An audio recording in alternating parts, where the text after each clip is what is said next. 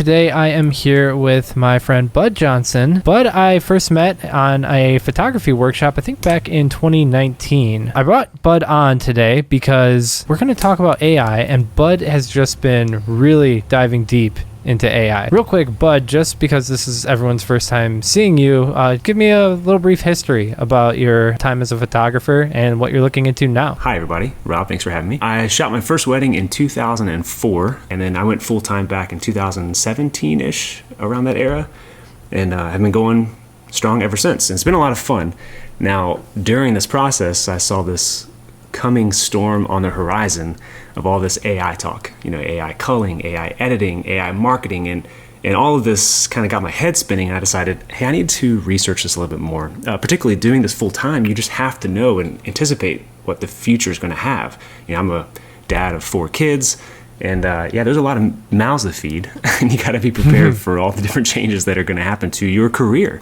And there's a lot on the horizon. I really wanted to introduce you today to the channel, not only to educate myself a little bit better, but also everybody who decides to watch. I just want to talk about what is the threat level right now for a lot of different industries, because I posted a Instagram story, I want to say about 2 weeks ago. And on the story I said, I give e-commerce photographers 18 months. And I kid you not, it was 5 days later that Levi's Jeans announced that they were going to be using, in some capacity, AI models in their photography. And I'm like, man, this is way faster than I thought, maybe 18 days. And so I kind of wanted to extrapolate that out to other industries. I don't want to scare people. This is merely a reason for everybody to pay attention. This stuff is happening whether you like it or not. So you need to be aware so that you can make adjustments. We've kind of given a scale today. It's a scale from 0 to 10. From a 0, this industry would be bulletproof to AI, right? It is not going to affect this niche of photography at all. A 5, I am estimating that the availability of work is going to reduce 50% within the next 5 years. An 8 would be 50% of the work gone, but in 2 years. And a 10 means that photography work will fundamentally disappear. And I think a lot of people have their head in the sand about this. I mean, there's people who still don't know what the word Midjourney means. And that scares the crap out of me, because as fast as this stuff is coming, I just know their life could be seriously disrupted if they don't start paying attention. So let's get started with probably the biggest, and that is wedding photography. And I'm going to start with a 5 on wedding photography. What about you, Bud? I think the photography itself, 5 is a good number. I do have some worries about the front end and the back end, meaning the marketing of a wedding photographer and the actual deliverables that the photographer provides. And that is going to leave a lot of people behind. What are you seeing that are some of the most popular tools that photographers can use for both the front end, the marketing side of the business, and then the back end, the post-processing side of the business? On the front end of things, I definitely see there's a couple really good pieces of software, and a lot of them are kind of built on top of a very popular piece of software, ChatGPT. But a lot of these other new plugins for these bigger tech stacks, things like managing your alt text. There's a couple really cool tools out there to help manage all that on the front end, and it's so easy to set up where you never have to think about it again. So you can upload images for an entire wedding and just go crazy, and now your entire blog is optimized not just for the visually impaired, but also for every search engine.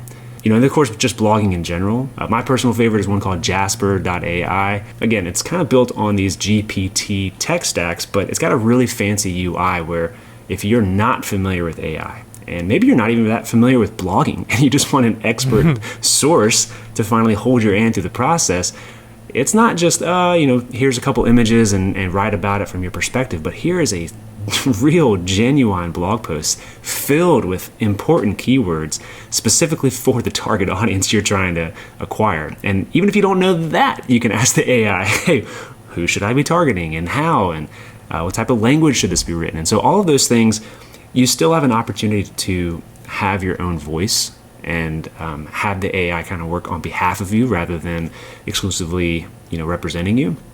But that's all kind of that front end stuff in the marketing, which we know as professional photographers, you won't stay a professional photographer for long if you can't get eyeballs on your work. And if no one knows you're a photographer, if no one can search you on the web or find you on social media, then you simply won't acquire new business. And no matter how much you love photography, you simply won't be doing it for very long. Absolutely. And then another side of the deliverable is obviously the actual photography. And there are so many tools right now coming out that are affecting the post-processing. And these are things that I've mentioned on the channel before. Things like Aftershoot, things like Batch, Imagine. Those tools are really going to affect the pricing of photography. Do you ever foresee a place where the actual wedding/event, like being there, being the one capturing the images, do you see that being threatened in the near future? That's a really good question. And in the near future, I say there's actually a lot of like your perspective, your human empathy, your human expectation. I know when someone's coming down the aisle and, say it's all of a sudden the ring bearer and the flower girl, I know to get that photo and to pivot to mom because she is like tears galore, right? Like that's the moment. And I know that because of empathy and experience and all these fun things. Mm-hmm. AI might not simply have that vantage point. And then you go even a step further of the creativity of it. I might shoot that at 200 millimeters so that I can get that compressed long aisle shot in a cathedral. Well, AI might have trouble capturing that. Now I say all that to be like, yeah, there's potential for some safety there, but computational photography is changing things. So imagine a future where you can have multiple cameras kind of sporadically placed in a scene. And using AI, you can actually computationally take all that data from all of those vantage points and create something not only that you didn't get, but maybe even better or more creative, a different view that you just simply couldn't get sitting in the aisle, and now you can have it from anywhere in the scene. We spent a lot of time on weddings simply because I know wedding and event photography is probably one that most people think is bulletproof just due to the size and scope, but there are definitely things that are going to happen that will either reduce the cost, which will make the value of the service go down, or potentially automate aspects of it, perhaps the entire thing in the future.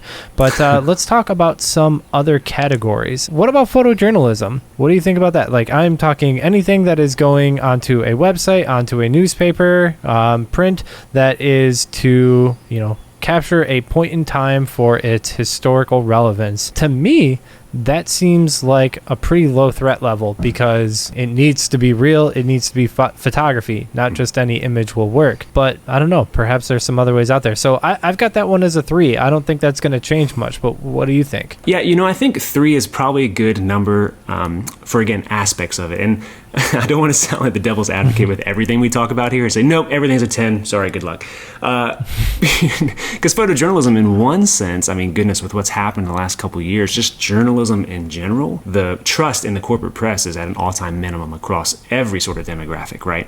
So that kind of weighs the whole thing down. But photojournalism is not just the event and the momentous occasion you're capturing, but also the credibility of the person capturing it. And if there's no sort of way to authenticate who's taking the picture, who's in the picture, if the picture's legitimate or not, even if this is a safe style or genre of photography, again, it might not be something that persists because no one cares about it anymore. They don't know if it's real. They can't trust the images. I'm kind of shocked that we haven't seen any of our big players address this, but to me, specifically for photojournalism, but I think it would also help out other industries, is we need a way to authenticate images. I think that there are possibilities with like blockchain technology and using tools that we already use, such as raw images, that you could assign things a level of authenticity through blockchain that you could somehow integrate into other areas on the web, whether that's almost like an alt text, right? Like a subscore and metadata of maybe a grade of how genuine this image is. But you really need a big player to step up, right? Like Adobe, and then it becomes a matter of privacy because obviously they need some type of access to watch all of those steps. So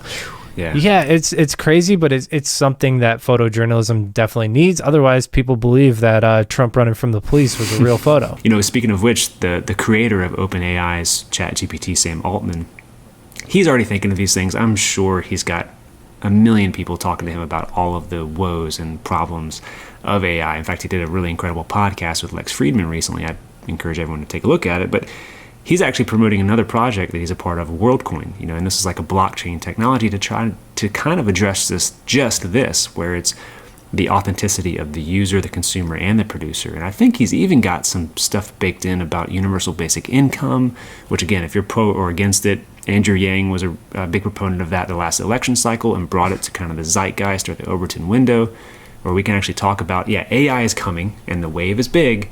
What do we do about it? So some of these big key players are thinking, so take that as like a little bit of a safety net as we can discuss this, that the big movers and thinkers, of the industry have it on their horizon. It hasn't been solved yet, in my opinion, but at least they're thinking and talking about it. All right, next up, let's talk about the headshot category, because this is one where I think a lot of people are seeing threats, but I'm also seeing a lot of headshot photographers like already with their head in the sand about this, or kind of just going, there's no way this is going to threaten me because it doesn't look that great. Let's take one utility by example, Headshot Pro. Headshot Pro is something that allows either an individual to come on, upload a bunch of selfies, and then the AI will just spit out, I think, 200 headshot variants? Yeah, I think they give you like a minimum of $150, and they'll do 200. It is kind of depending on how many you send to them, I believe. And then from a brand perspective, you could have your whole staff take part in this, and then you could actually get a unified style. That way you have cohesive branding, but applied to each unique player in your team. You can see a social element where you already have a profile on Headshot Pro, and as you change jobs, it just does all the work, and you've got your new headshot for that new job on day one. The counter argument headshot photographers or photographers in general are going to be making about this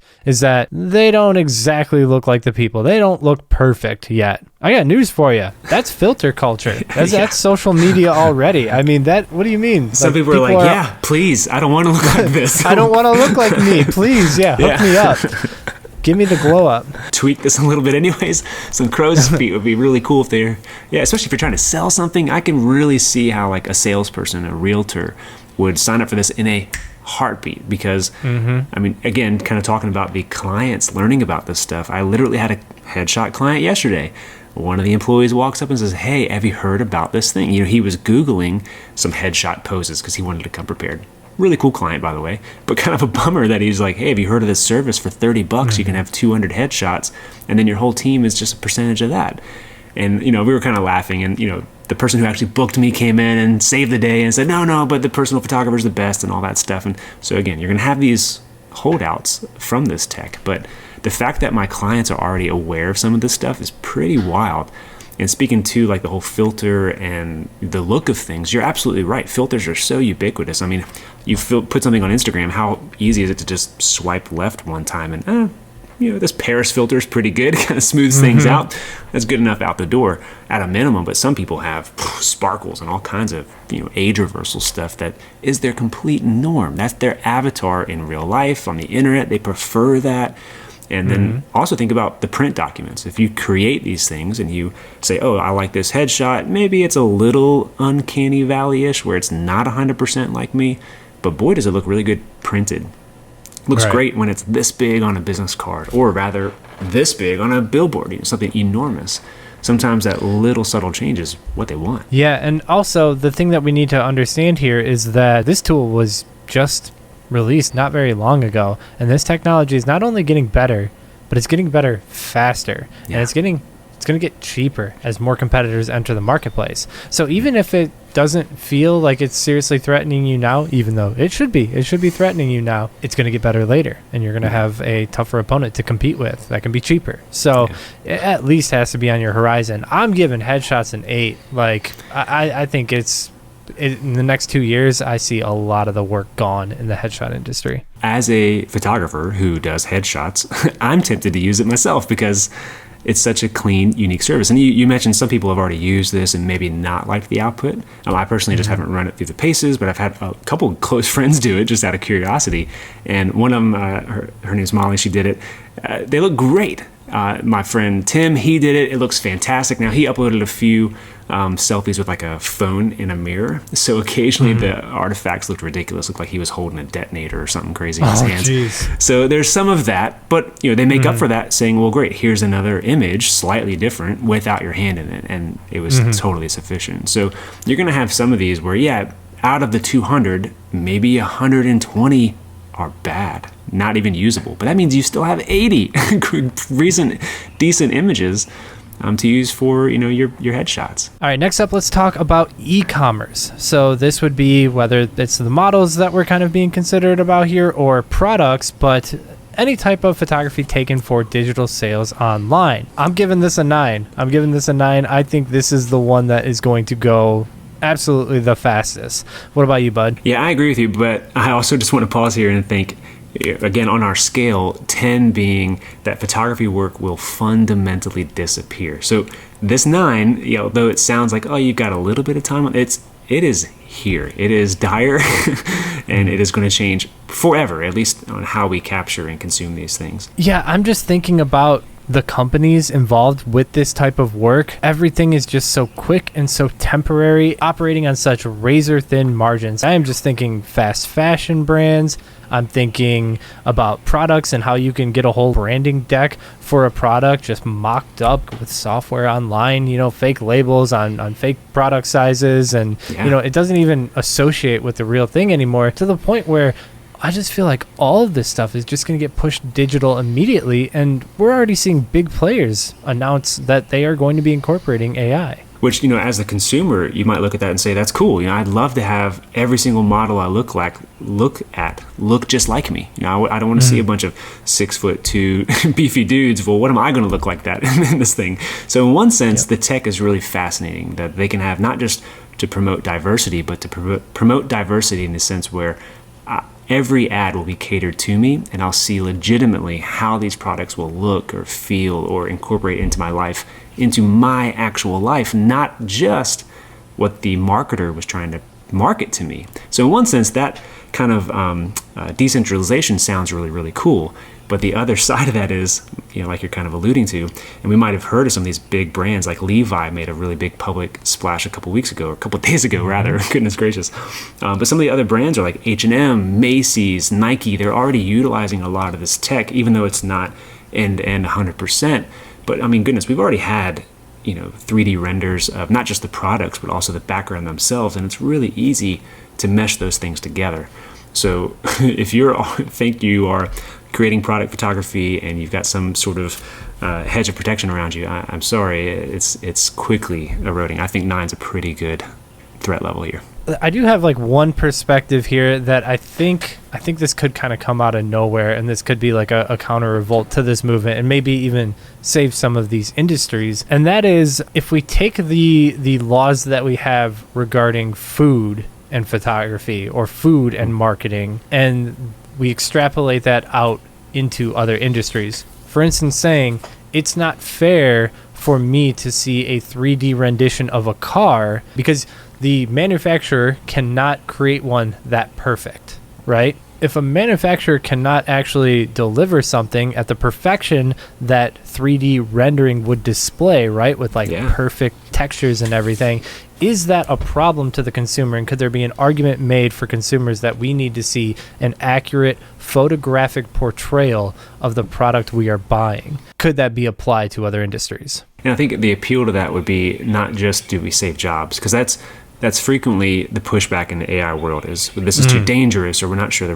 ramifications, or people might lose their jobs. Yeah, I think some of those things can kind of be pushed aside because, hey, progress is progress. But like you said, the safety of it, you're right. I mean, if you produce an image and a product and a background and something that's almost hypnotically attractive, because AI will start to do that. Well, it will optimize your attraction level to a point where images and video and sound will be almost hypnotic because it can know you that well. So if it's got your dopamine levels are not safe. No. So if you've got someone with $1 trillion computer pointed at your attention, maybe there do need to be some protections there, or at least the conversation about some protections of, hey, is this good for kids? What if, advertising like this can be for anybody, but hey, if you're going to be on YouTube Kids or some other sort of child network, maybe we need some level of authenticity. Whereas the adults, hey, good luck, figure it out. Maybe that's the case. I could see where someone could try to make an appeal or make a case for that. But I mean, then who else are you going to get on board? The next company is going to say, well, no, we don't have the budget for that or care about it. Good luck. Unless it is some sort of legal consequence. It's kind of a race to the bottom now that it's so cost effective to go this route instead of hiring the models and checking for weather and getting location and getting the gear and we can just run a computer program and done by one person. in an afternoon. My last category here for the day, which is any type of commemorative photography, family and kids portraits, studio photography, whether it's on location, whether it's studio, the idea of anybody paying for a service to capture a slice of time in their life. I have a young daughter, and I want real photos, right? Because Sure. It's not just about having that cute photo of her.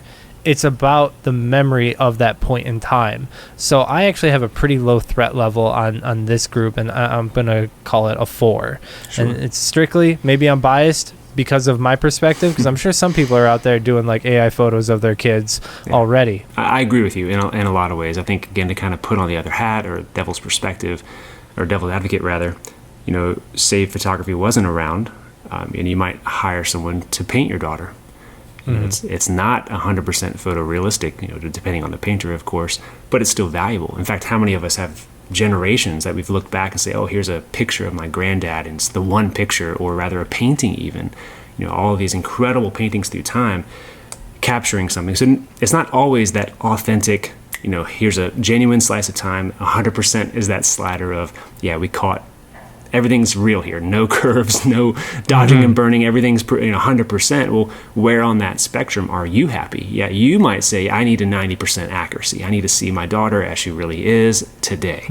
Someone else might say, well, I love looking at paintings. I love looking at slightly skewed. So, we call it uncanny valley because we do so frequently deal with thousands, tens of thousands of images of reality, but other people just don't consume it quite like us. So you really have to think too about your client. And this goes back to what we talked earlier about how photography is not just the execution of pushing the button, it's also the prep for it, the marketing for it, and then the post-production. How do you handle that imagery? How do you deliver that image, and how are your consumers going to actually see those photos? Yeah, I mean, it is still going to suffer from the marketing front-end, back-end stuff, similar to other industries, to where we're probably going to see a price cut. But for the people who are taking advantage of those tools, that really won't push you out of business necessarily, because you're going to be taking advantage of those tools and benefiting from that boost, right? Well, it's the difference between riding the wave and being toppled over by the wave, right? This is what the discussion's about, is trying to say, oh, what's coming, what's on the horizon, and then how do we ride that wave to the horizon? Otherwise, yeah, you're just going to get bowled over, not just by your competition, but by the tech in general, which is a scary place to be. So I'm going full-time on YouTube. I'd like to announce today. I'll be here every day. My wife asked me last night, we were sitting on the couch, she said, she looked over me and kind of like happy because she has her own YouTube channel as well, and also kind of sad, like, does this mean everyone has to have a YouTube in the future? Like, basically your perspective, your opinion, your humanity is going to have to be your most valuable asset, because anything that's inhuman, anything that can be replicated, we've all like loved the 4-hour work week and automation this and automation that. Well, guess what? Automation is coming for you fast. And if you can't lean into what you are genuinely good at, your talent, your experience, your education, and leverage those things, yeah, if you're just a computer crunching some numbers, well, a computer is going to do a better job than you. Oh man, I don't know that there's that I can make that many more videos on YouTube. So I'm gonna have to follow all the future Bud Johnson videos on AI, and definitely stay more up to date so that I'm protected. There's a lot of information out there, and like I said, it's just a matter of staying on top of the wave rather than getting bowled over by it. Man, I really appreciate you coming on here. I'm sure people have learned a lot today, or at least have some new perspective in terms of what they need to be paying attention to. So I appreciate you coming on here. Bud is going to be sharing more videos on AI as it pertains to imaging and marketing for image professionals in the future. So if you guys enjoyed this video, make sure to subscribe to the channel, and you can also go to Bud's personal channel, which I've got linked in the description below. So thank you guys for watching, and we'll see you again soon.